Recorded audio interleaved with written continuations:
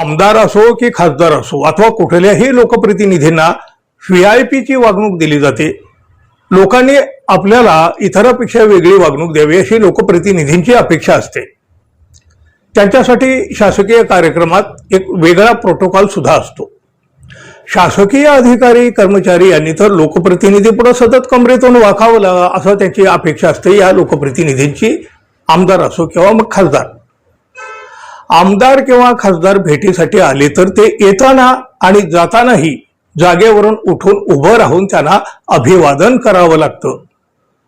अनेकदा इच्छा नसली तरी असा सन्मान देण्याची वेळ शासकीय अधिकाऱ्यावर येत असते. कारण अशा प्रकारे अभिवादन करावं असा शासनाचा आदेश आहे.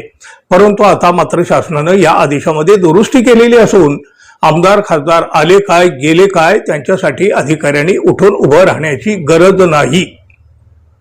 सामान्य नागरिकांना जशी वागणूक दिली जाते तशीच वागणूक लोकप्रतिनिधींना देण्यात यावी अशी सूचना देणारा आदेश राज्याचे मुख्य सचिव राजेश अग्रवाल यांनी आता जारी केलेला आहे. आमदार किंवा खासदार कार्यालयात आले तर उठून उभं राहावं असे आदेश राज्य शासनानं 20 नोव्हेंबर 2025 रोजी सर्व शासकीय विभागांना दिलेले होते. तो आदेश शासनानं बदलून टाकलेला आहे. एखादा लोकप्रतिनिधी फौजदारी अथवा इतर प्रकरणामध्ये दोषी ठरलेला असल्यास आणि त्याला चौकशीसाठी किंवा सुनावणीसाठी अपीलकार किंवा पक्षकार म्हणून बोलावण्यात आलं असेल किंवा निवडणूक प्रक्रियेच्या अनुषंगानं तो कार्यालयामध्ये उपस्थित राहिलेला असेल तर त्याला येताना आणि जाताना उभं राहून अभिवादन करण्याची अजिबात आवश्यकता नाही असं या नव्या दुरुस्तीमध्ये स्पष्ट करण्यात आलेलं आहे.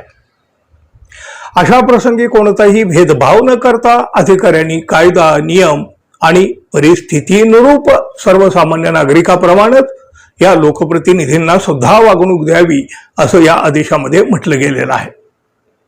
शासकीय अधिकाऱ्यांसाठी हा दिलासादायक निर्णय असला तरी उठता बसता सन्मानाची अपेक्षा करणाऱ्या आणि शासकीय अधिकाऱ्यांनी आपल्या समोर कायम झुकावं अशी अपेक्षा असणाऱ्या आमदार खासदार मंडळींना शासनाची ही नवी दुरुस्ती कितपत रुचेल हे मात्र सांगता येत नाही. हा निर्णय तुम्हाला कसा वाटला मित्रांनो जरूर सांगा. आणि हो, जाता जाता आपल्या चॅनलला सबस्क्राईब करावं ही अपेक्षा तर आहे. मित्र, धन्यवाद. पुन्हा भेटू. नमस्कार.